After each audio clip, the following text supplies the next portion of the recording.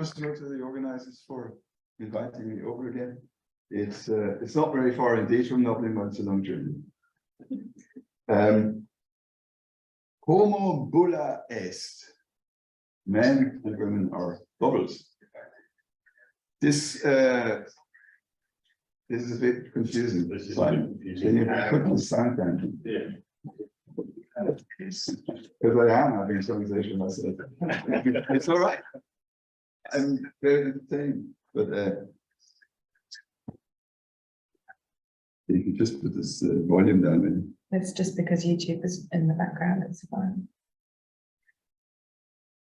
Okay.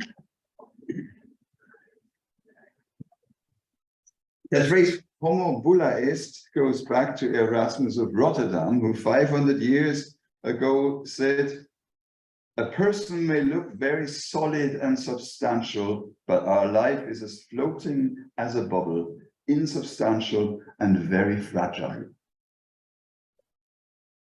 Bubbles entertain us from early onwards. Back in the 60s, I wasn't able to do computer simulations, so I was modeling stuff in the bathtub. Bubbles so symbolize playfulness.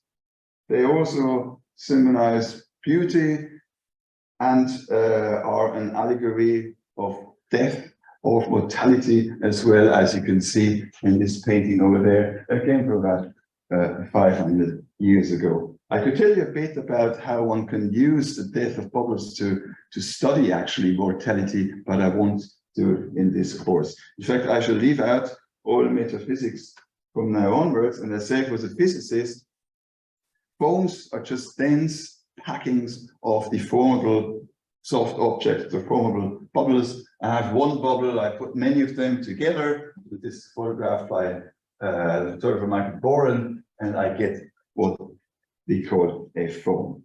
And in the presentation here, I will talk really only about foams as packings, not about rheology or drainage and so on. Why is this always shrinking?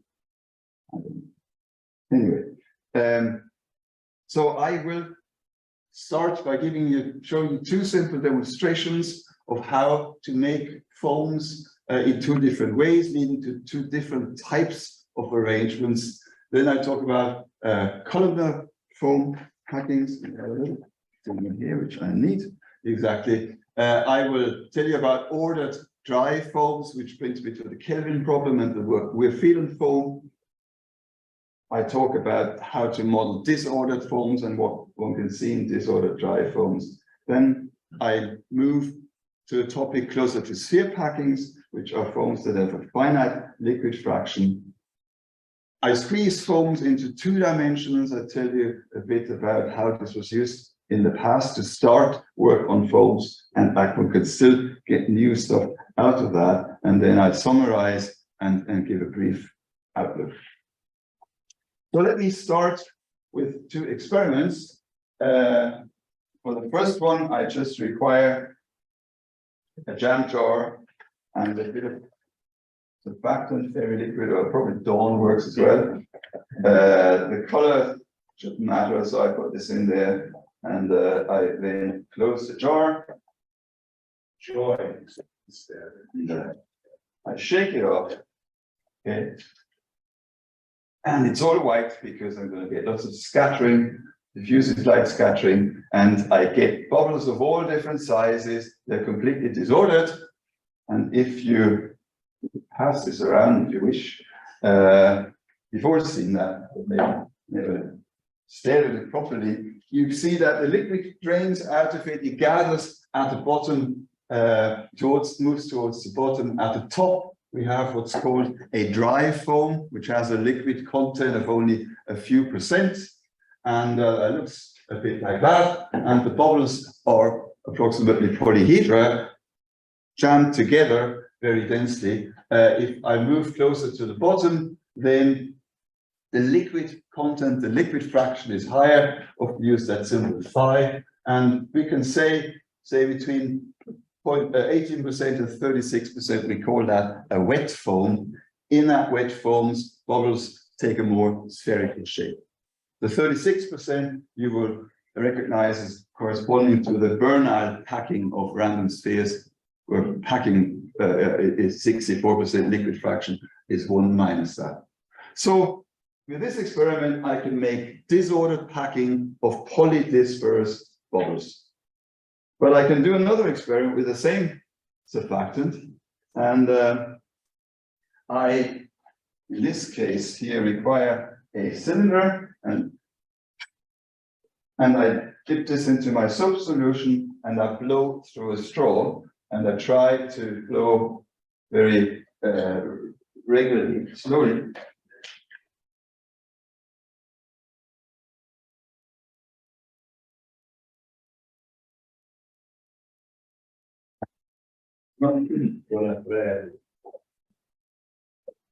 But I'm trying to, you have to talk at the same time as I use the camera.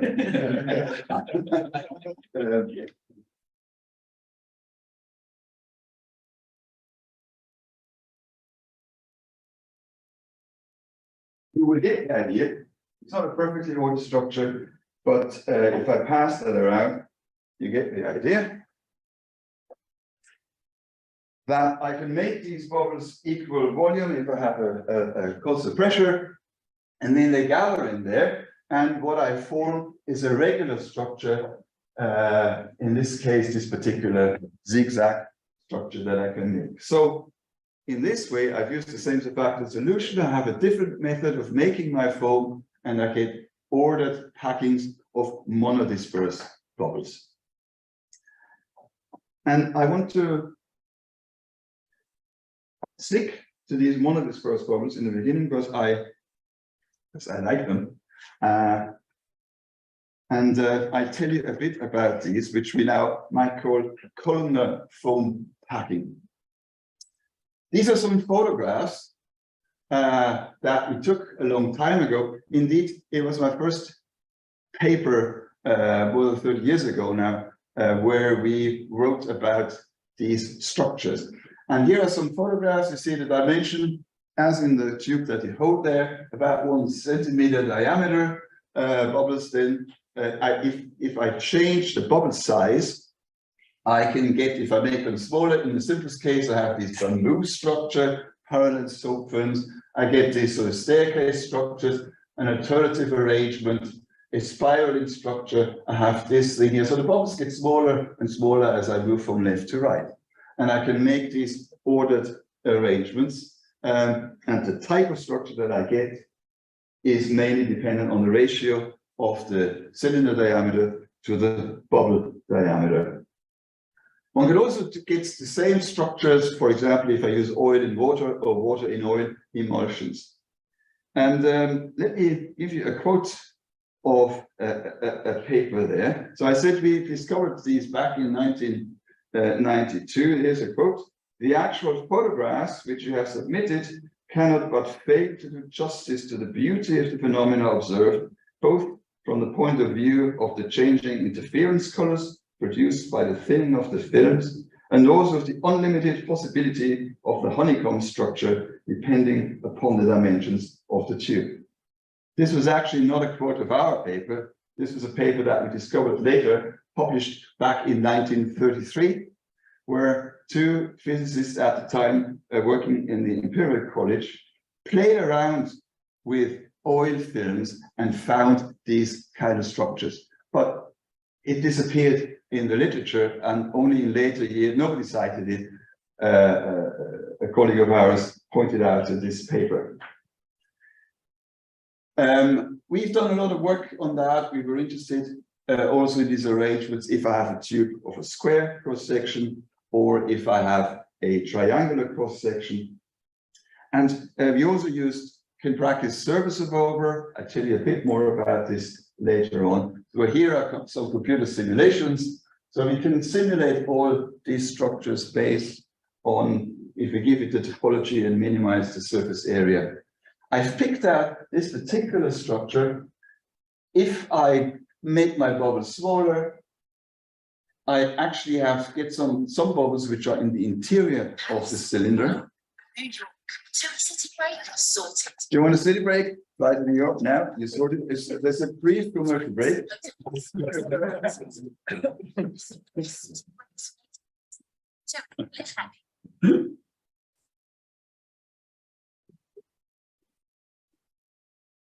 That's just a commercial break. You can finish. No, it's not.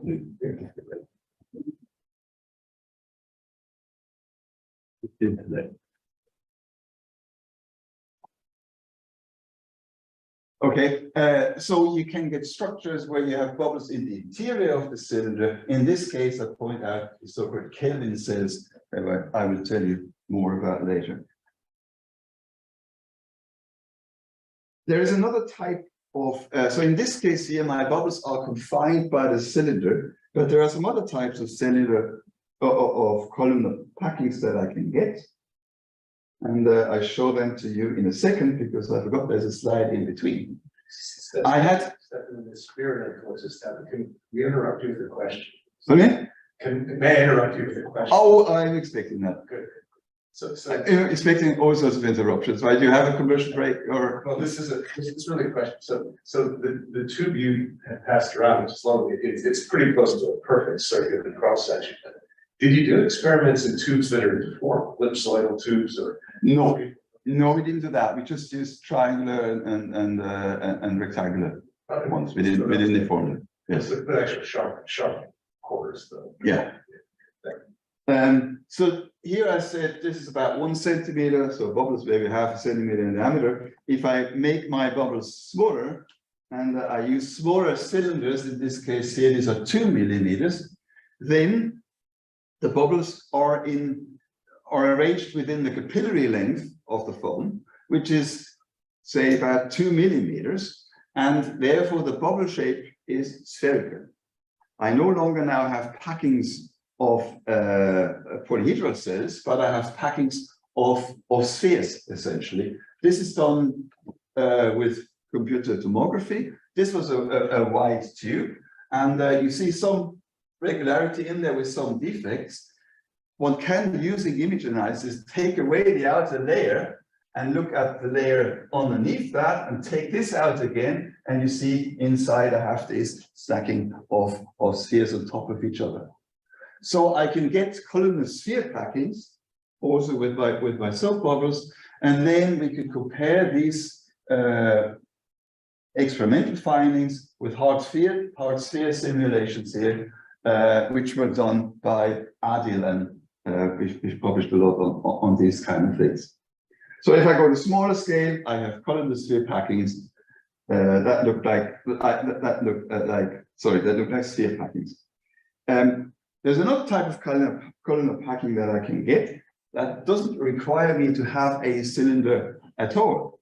And this was something that Kim Cox, who is here, pointed out to me a couple of years ago, and I first didn't understand what she meant by that.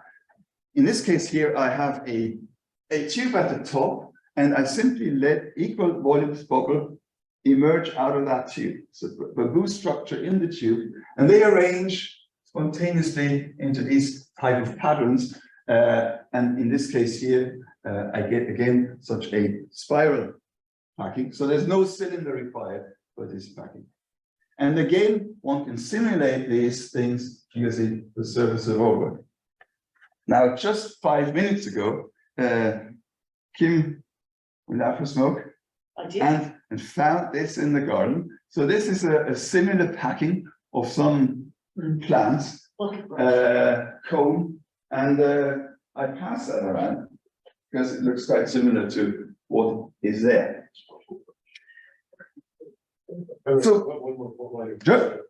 So you gave one that's got a helical. Yeah. They don't. I can make different structures. They're not all helical, and it depends mainly on the bubble size and the opening at the top. The simplest would just be a bunch of. It's just a bamboo. Yeah. Correct. Yes. Yeah. Yes. It's just a chain of bubbles. Correct. Now again, a couple of years later, I looked up in the literature and I found this book by James Dewar. James Dewar of the Dewar vacuum cylinder, Keep Things Cool. And in the year 1922, after the First World War, he became interested in foam structure and bubbles, and he experimented. Interesting there is, at this age, he was 80 years old. And he wrote a couple of papers and described these arrangements, but again, they seem to have been unnoticed in the literature. People didn't cite that particular work.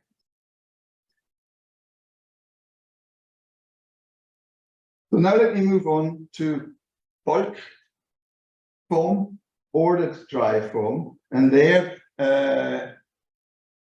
it's Plato who sort of started that subject back in the 1850s, 60s, 70s. 73 was his book. Now he was a Belgian scientist who was also interested in moving images. He invented the stroboscope and was interested also in light perception on the retina, and unfortunately blinded himself by staring into the sun for too long a time. After he was blind, he was playing around with soap films and had these cubes and objects that he dips into soap solution. Simon was a bit stingy with water there.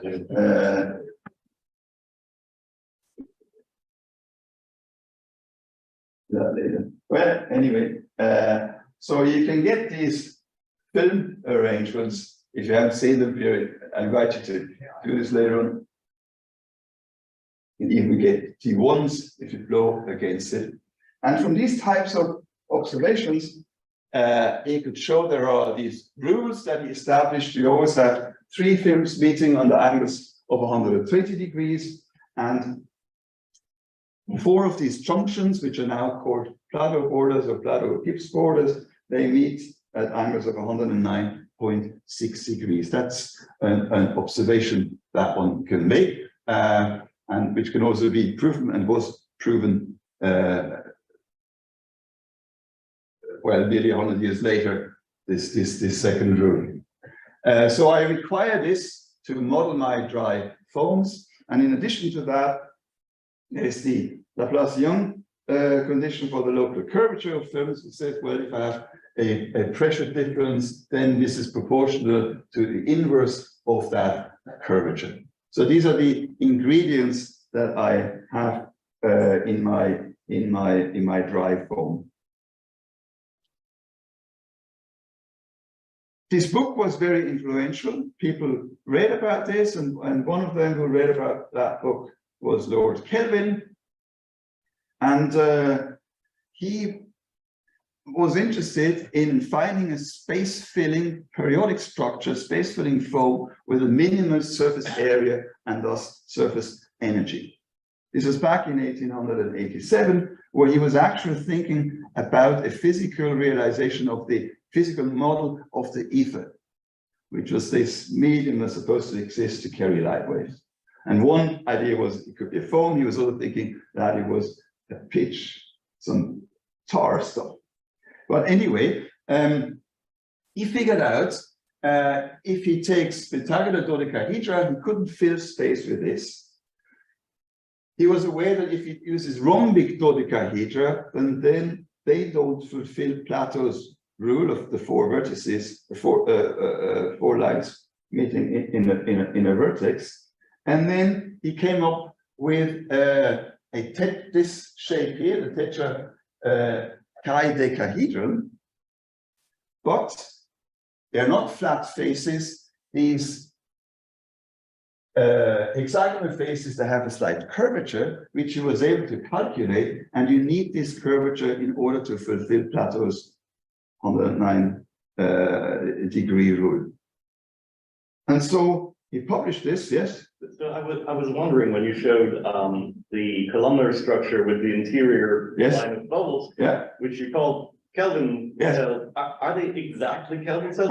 Clearly they have the same topology, etc. But are the curvatures of those faces exactly those?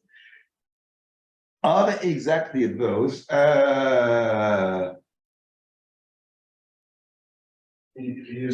These are sort of extended Kelvin cells or top cells that you have there. I don't know whether they have exactly the right curvature. Said you use square columns. I mean, I think if you use columns of the Then you could, yes, Mhm. that's true, yes, yeah, if you have to between parallel plates, Mhm. yes, Yeah. yeah, but good point.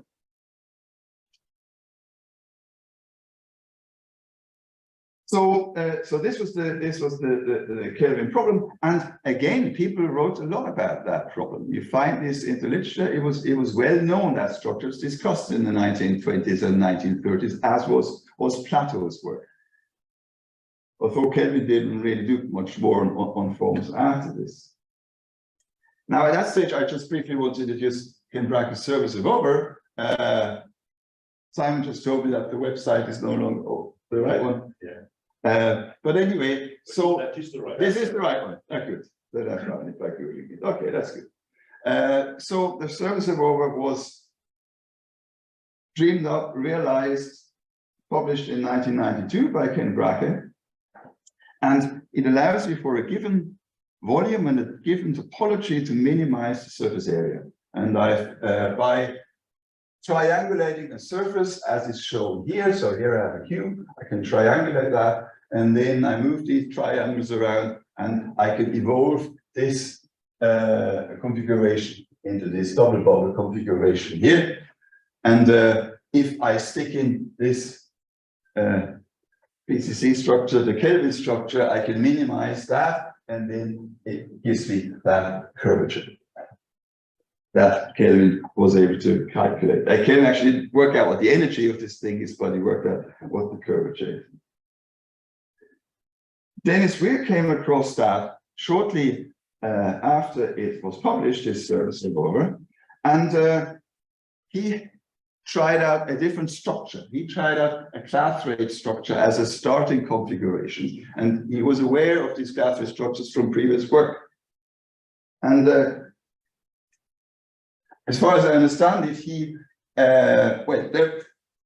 the Kelvin structure has hexagons and square faces, but it was also known that from experimental findings that as pentagons feature a lot in foams, in volume dispersed foams. And these class rate structures have plenty of pentagons. So it was a good starting point to try to see whether one can come up with a different arrangements of cells that have a better energy, a lower energy than Kelvin. And so when they put in that structure with the flat faces into the service of over, and when I say they, it was Robert Phelan who was just doing his PhD in 94. Out comes this structure, which now calls the name the Weir-Phelan structure, which so far remains the structure that has the minimal surface area under the condition that all of these bubbles have this, they have all the same volume, although there's two different types, as you can see there. Now, I showed you that one can make the Kelvin structure, or in a real experiment, quite easily if you know how to do it. How can one realize this structure in the real world?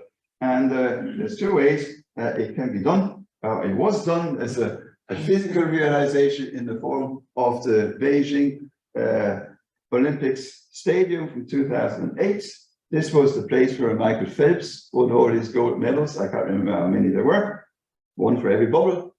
So this is taken from inside. But we were also able to make this structure in the lab using fairy liquid, but not the lemon version, but I think we had the green version. And you say it would work otherwise? Maybe.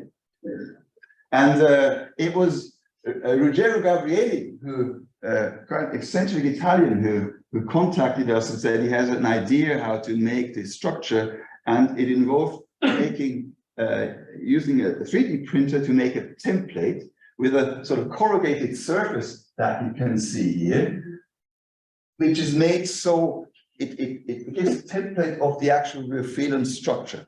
So if you fill in the first layer where the bubbles, and the bubbles need to have the right size to match that template, they have no other way to go. But the hope was, of course, that this goes on to the second, third, fourth layer, and surprisingly, miraculously, that was indeed the case, and we managed to make You fill this up with, it holds 1,500 bubbles, and we took a photograph. This is an actual photograph, and you can beautifully see the regularity of the structure, and you can identify all these features of the graphene structure. So it's really a way to make that. Okay, so the middle plate you're just pointing out, is that a flat? We're seeing a flat, right? A free flat base on the front. Is that what? It's a photograph taken from this direction. Right. This is the front of the plate. We're seeing a free boundary space, so to speak. Yeah. The comments that makes it looks fairly wet. If I'm seeing what I think I'm seeing. Pretty fat. I suppose the bubbles are not extremely dry because they're small enough size. Here comes a comment. So as Dennis probably remembers, in '95, I think as he was still finishing his PhD, Robert visited us in Gang, and I think he and Ken Bracken was visiting Gang that year too, in Amherst. They did some experiments changing the wetness, and there's an interesting transition. I forgot actually what they found, but there's some transition, I think, between the different structures, and I don't know, maybe Dennis remembers, as you change the wetness, the volume fraction of liquid. Well, there is a finite liquid fraction where you turn it into something else. Yeah, that's true. Yeah, so I'm just trying to remember. Yeah, spirit of discussion. Yes, sure. What I don't remember, which I saw in this experiment. Yes, it's sorry, just for Kelvin, it's about 10%, and you end up with rearrangements. Yes. I mean, that leads to the question how sensitive those structures depend on the initial condition, and whether there's a way to shape the thing so that they actually approach equilibrium or minimal states. It is, and I'll show you later some experimental data and simulation data. It's quite unlikely that you get that structure. Okay, the Kelvin structure I can sort of force. Maybe the templating is done via the having a small tube or via having two plates, but the graphene structure, I don't think you can get this by just shearing or no. Okay, so this is the graphene structure. Well, now I'm moving on to talk about dry foams and talk about what happens if you simulate dry foams, which may be monodisperse or which may be polydisperse. And in this case, I wrote here, well, this is done by Andy Craig, whom I call the master of the service of over. Well, obviously, Ken Bracke is at the very top. And but then certainly it's Andy Craig. And then maybe there's a few, but I'd say Simon is probably amongst the next tier there, certainly. So these are two simulations that Andy did, and I'll tell you in a second why he was interested in carrying this out as well. So this is a monodisperse sample, and in this, he found an average number of phases of 13.8.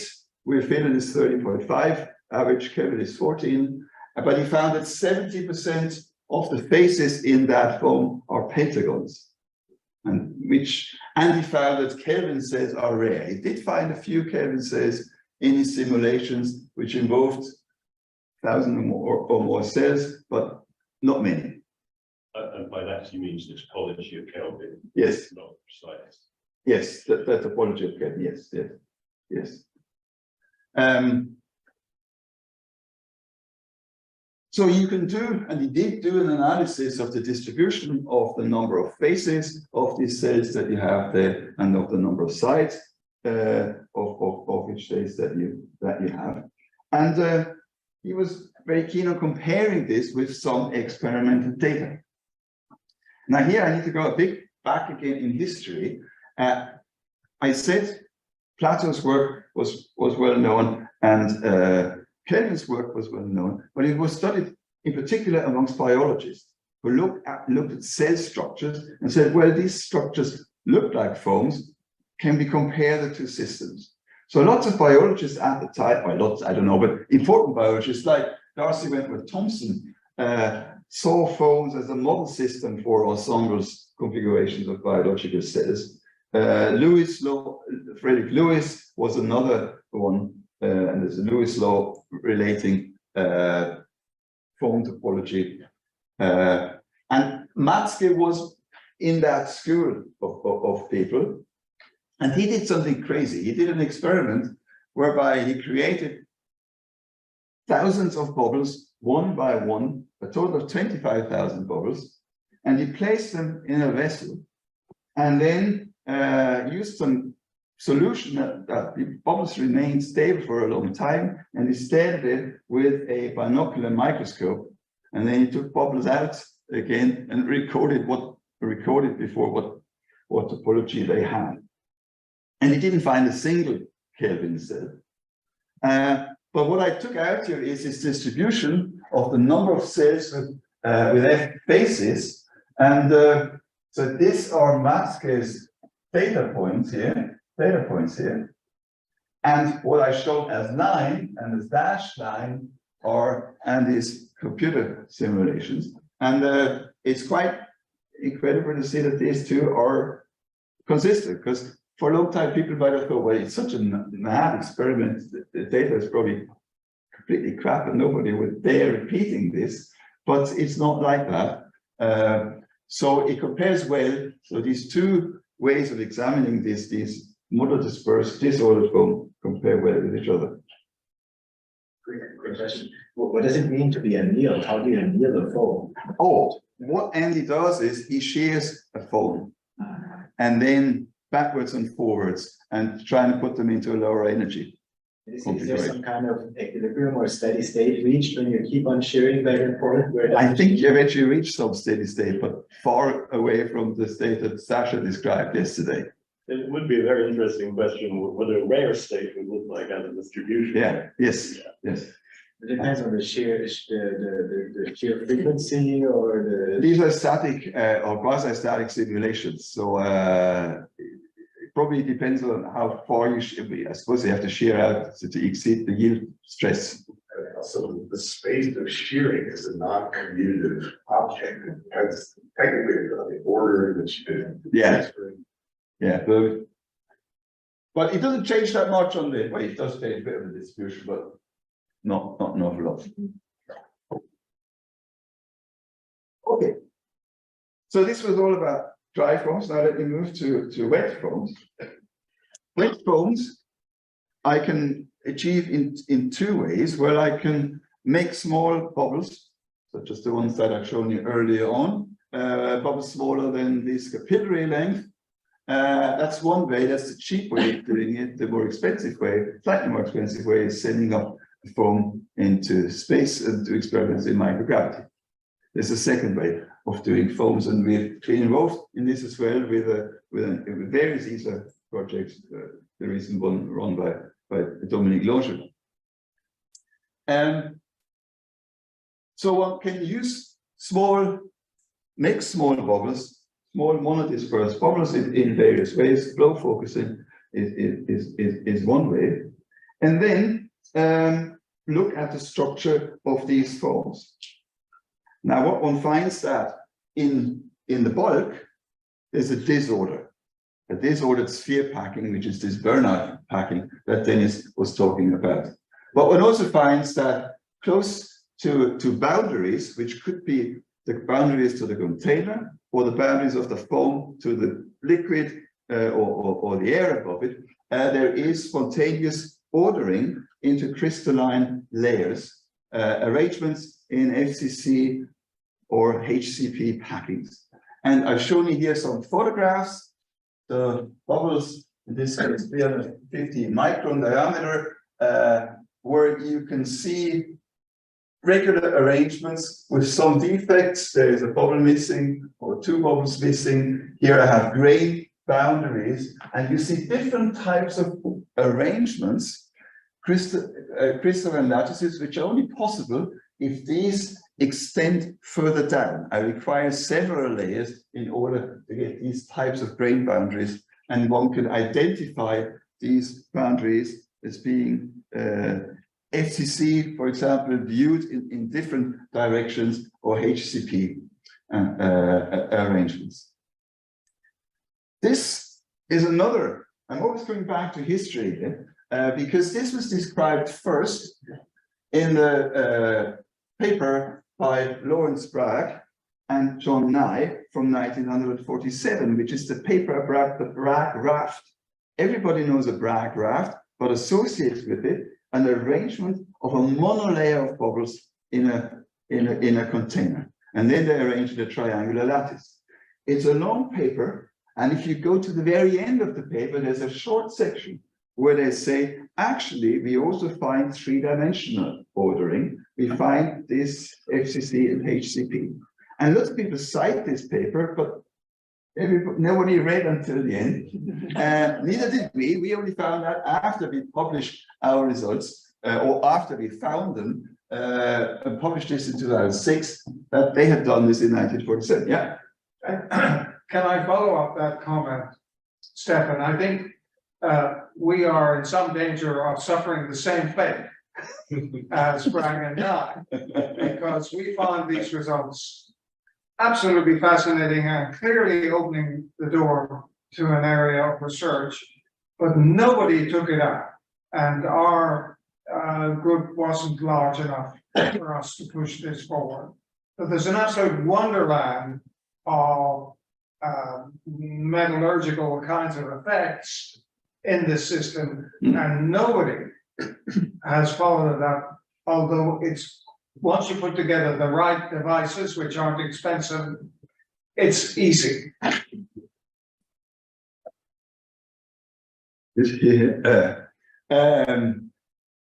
should say here, Lawrence Bragg was a Nobel Prize winner. He won the Nobel Prize together with his father, William Bragg. I have a book which Dennis gave to us from 1920, where William Bragg writes about the nature of things, about the structure of atoms and so on. And of course, he also mentions soap bubbles in there when talking about surface tension, and mentions the work of Plato and so on. So interesting enough, his son took on that work and carried it further. John Nye only died 3 or 4 years ago. So these are optical observations, visual observations. We also did, together with our colleagues in Berlin, Francesco Garcia Moreno, John Barnhart, tomography, and this shows a small section cut out of the ordered part of such a wet foam. So again, that's probably about 300 or 400 micron each bubble, and then you can clearly see this arrangement, in this case, ABC, ABC, AB, identifying this as an FCC structure. We also worked out bond order parameters and radar distribution functions to identify these type of structures. There is, weirdly enough, a tunable preference for FCC over HCP, although one can show that HCP has a ever so slightly lower energy, and this is attributed to some mechanical stability problems in the formation of that structures by Sasha Heitkamp and Wiebke Drekamp. But I never quite understood that, but I think it's still a bit of a mystery. So these are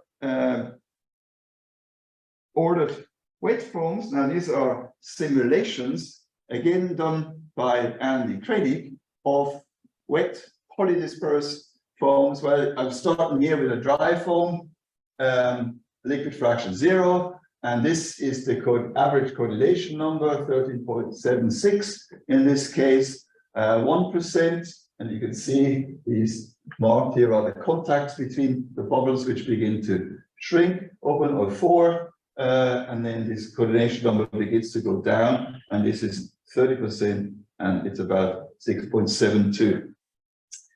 These simulations are very hard to do. That's what Andy tells me. They run for 30 days or so. One reason is that you have an additional triangulation that you need to do for the plateau borders, which have a finite size, and you have lots of contact changes if you increase the liquid fraction by a very small amount. And these pictures I got from the UFON presentation from 2020.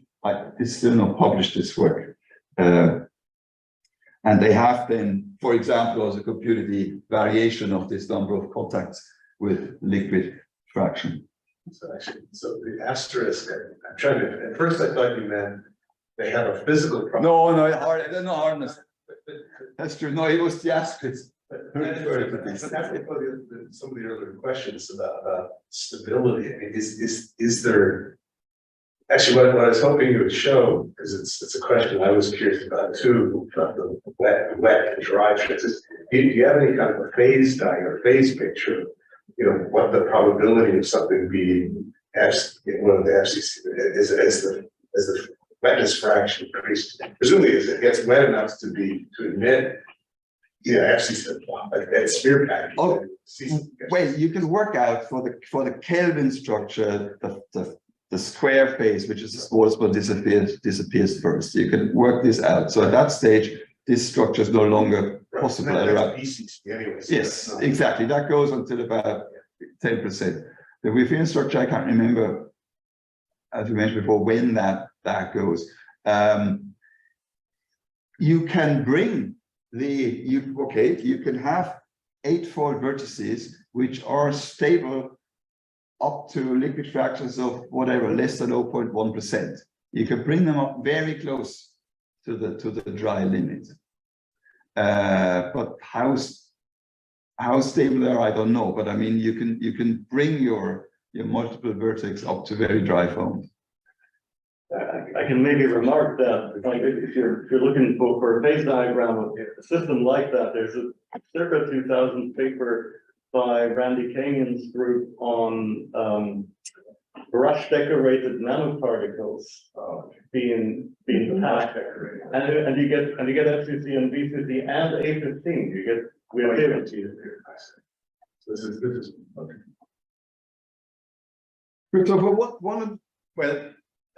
So surface of ovary is tricky in the wet limit, and this is one of the reasons why we were playing around with other ways of simulating wet foams.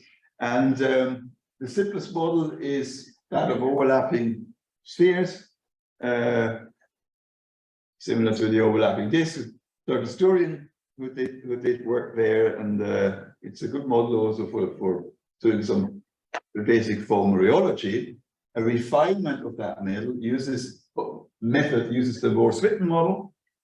Goes back to a very complicated paper from 1994, which Dennis and Reinhard Höhler reviewed and explained, made it more explicit, which shows that the bubble interaction that one has is not of a Hookean type, of a Hertzian type, or of a Hertzian type, that has some logarithmic dependence in there, and it's also a non-local force, meaning the interaction that a bubble has depends on its number of neighbors or where its neighbors are.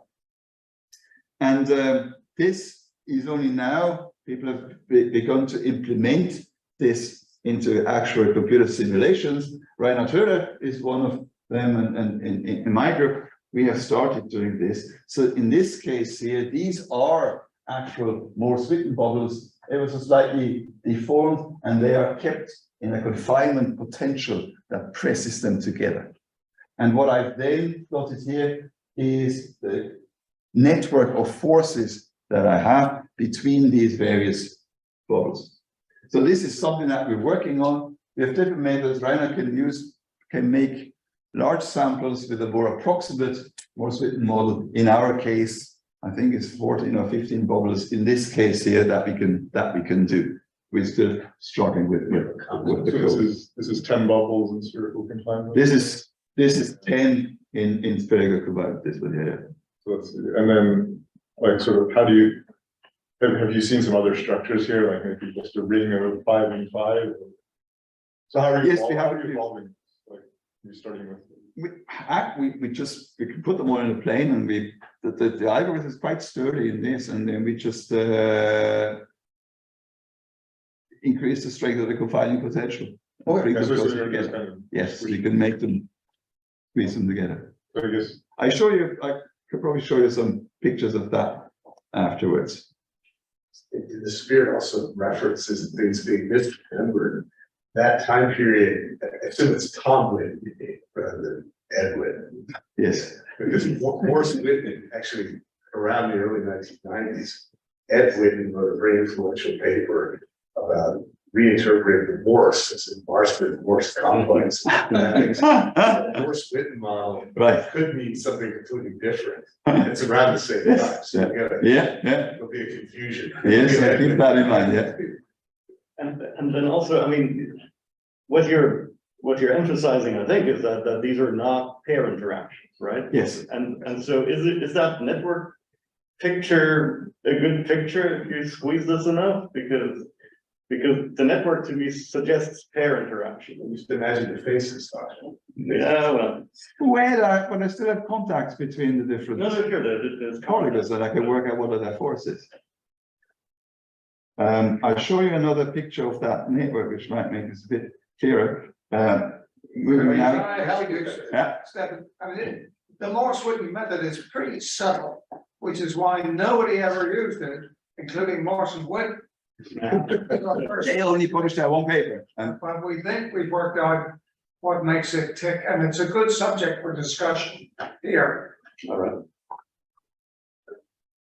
Okay, so let me move on then to near the end to pack this into 2 dimensions. And my last demonstration, I don't know whether that works. You don't have to pay, it's fine. What? You don't have to pay. It's the commercial break. It's another commercial break. No, I need some. So you create your 3D foam and you put the stuff between 2 plates, which should have been pre-wetted, but I didn't do that. We'll wet them now. And then you need some spacers and well, spiral. No.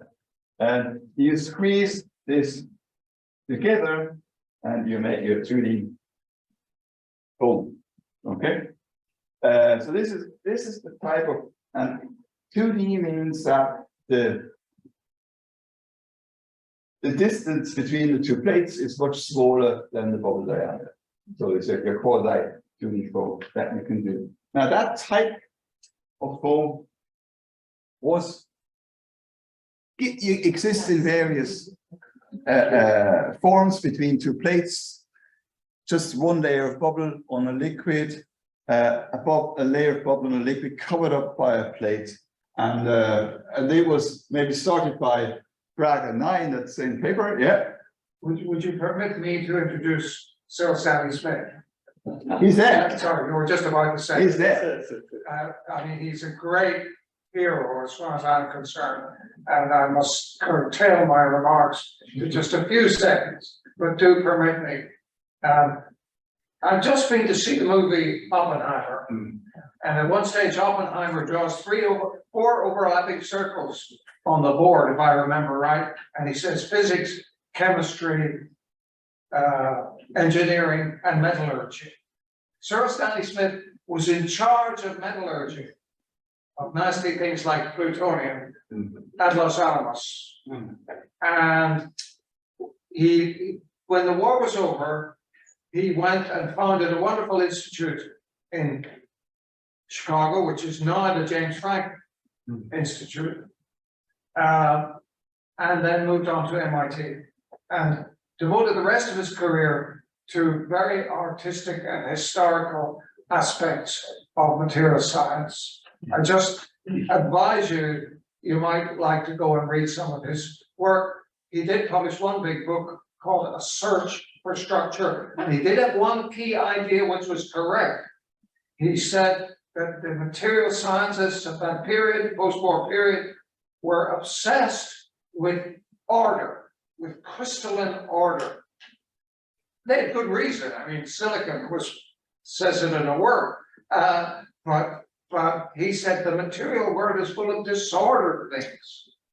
And he invented the word Funes, because there's a character in a novel called Funes who has lost the ability to forget. He remembers everything. And Smith's big point was that materials, typical materials, are the product of their history. They do not forget. That's enough. Thank you. Just one comment there, because I looked up early on who these two guys were that found these columnar structures, 1933. And this guy Mann was a radionuclide metrologist who worked for the National Bureau of Standards, but he was also supposed to be a spy, people, at the time of the Second World War, and they called him the Atom Man. You still can Google that. He always said that wasn't true. So anyway, so there's a history going back to Bragg and I, to Smith, von Neumann's law, which is actually interesting because there's a paper by Smith, and that was discussed at a conference. And at the end of that paper, in these proceedings, there was a little paragraph by von Neumann where he proved this where he showed the law. So it wasn't a separate publication, it was an addendum to a paper by Smith. And then a bit later, 1970, 1975, Avoir-Fourier law, which concerns correlations between the numbers of faces of neighboring cells. So it's a long history, and here are just the two simulations. For the year 1990 of a dry two-dimensional form, of a wet two-dimensional form. And as I said, you can see these kind of things in the little demo that I showed you. So it's a long history, but one can still do something new with them. This is a Morse-Witten foam. Before trying to simulate the foam in the Morse-Witten model in 3 dimensions, we did it in 2 dimensions. Here is periodic boundary conditions. And there I've plotted again this force network, and the thicker the line, the stronger the contact force is. And this is similar, you see these force chains that you have, similar to the force chains also that you have in granular packings. Now, we never did the exact statistical analysis of this, but the picture certainly looks similar. So that's one way of making a more realistic 2D foam. And then this is work that was done together with Simon, where he simulated wet foams, and they look like this. And I said, Simon, they're wrong. I know what 2D foams look like. They look like that. Okay, there's a uniform distribution of liquid. Your simulations are wrong. This is clearly wrong. And then we figured out that Simon had a very small finite contact angle of 1 degree or so in his simulations. A bit more than 1. Bit more, okay. And he couldn't get rid of them for another reason. So for that reason, because we looked at finite contact angles, and if the contact angle is large enough, you get these flocculations, or you get these gaps of liquid forming there. And these pictures are similar to what people call sticky, not slicky, sticky disks that interact, and you get stuff like that. The contact angles between, there's a substrate between the blue part that you're talking about? No, it's between the bubbles. If you have these platypores meeting at a point, they can meet under an angle, or they can meet under angle 0. You draw a picture on the whiteboard. Is there a pen? Yeah, on the desk.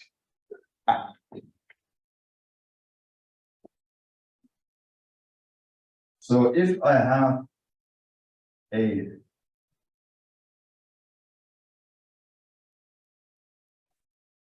was maybe a good drawing. I can have an angle. This is a plateau border. This is a plateau border. I can have here lines meeting under. We need weather. It's these angles here. They can match or they can meet under a finite angle here. And it looks more like this. Maybe get a better picture afterwards. Okay, so this is one thing that one can examine, and is actually a phenomenon that people also observed when they did the experiments in microgravity, that one has these finite contact angles in physical systems. So to summarize, I was talking about packings and foams, and I would say, well, how would you like to have your bubble packing? Do you prefer 2D or 3D? Are you more a monodisperse or a polydisperse kind of person? Do you like order, disorder, confined, or polyhedral, sphere, adhesive, or non-adhesive? Pick what you want, and you can make a foam that does that for you. So that's what I like about foams. You could also say, well, you want to make your packings experimentally, you want to make them in a computer, or do you want to make them in silver? And here is some jewelry, a couple of jeweler friends who made these structures for me. So this is the Weir-Phelan structure. This is one of these columnar structures, 2-1-1 structures in that file. The structure in the style of Salvador Dali. And this is the bubble cluster. That's the most recent thing. And as an outlook, so I said in the 1920s, 30, lots of biologists were interested in foams to model these biological structures. I think this is maybe back again, and biologists are again looking at foams for inspirations. There's the so-called scutoids, which were described in 2018 as arrangements of cells between two concentric cylinders, and they were found in this epithelial tissue of the fruit fly, and the authors made quite a big announcement about this. They have a good press machine, I think, of them in the audience, but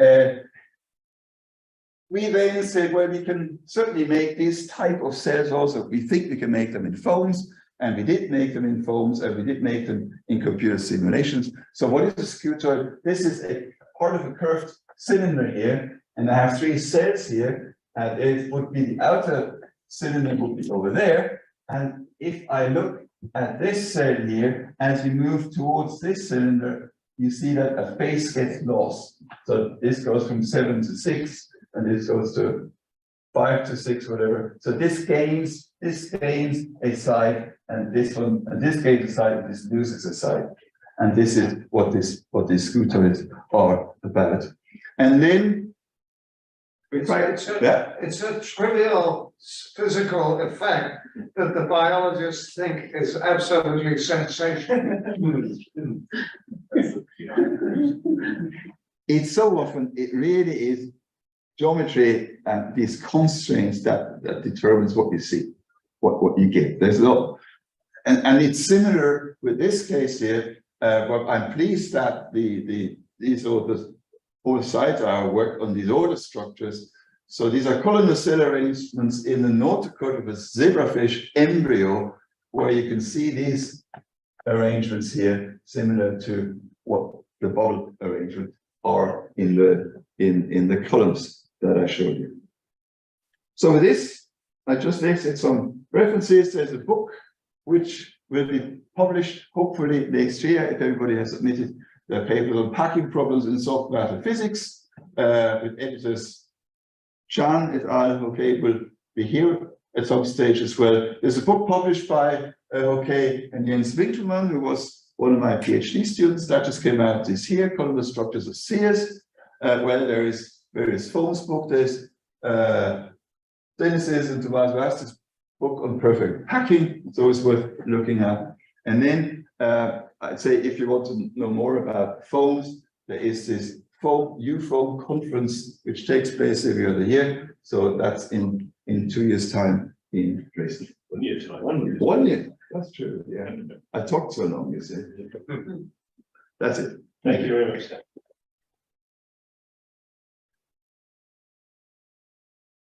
That's a scutoid question. So but beyond the cylinder, I imagine there are also spherical shell examples of scutoids that are interesting.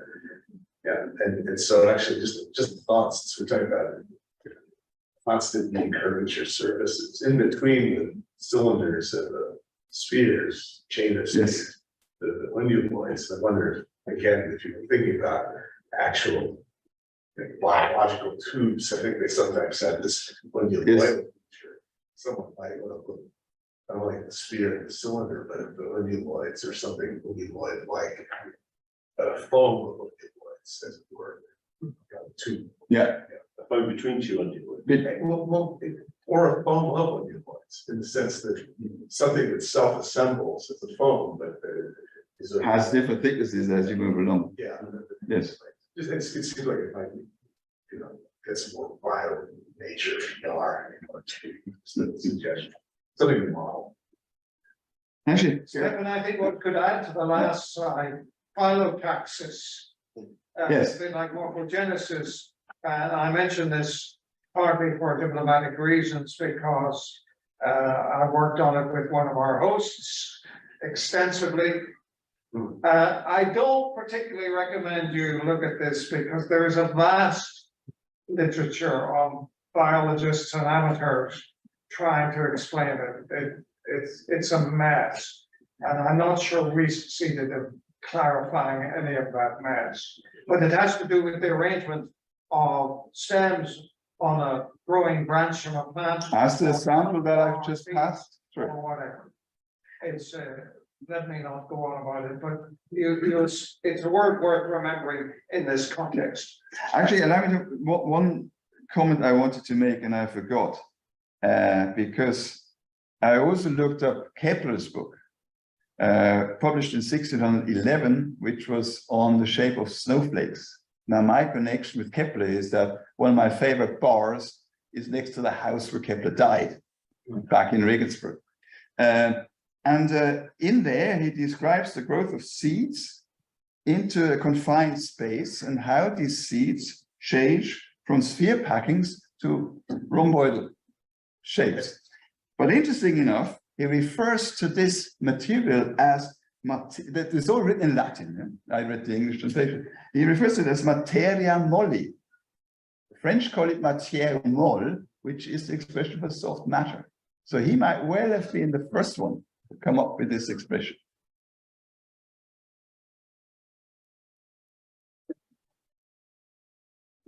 So,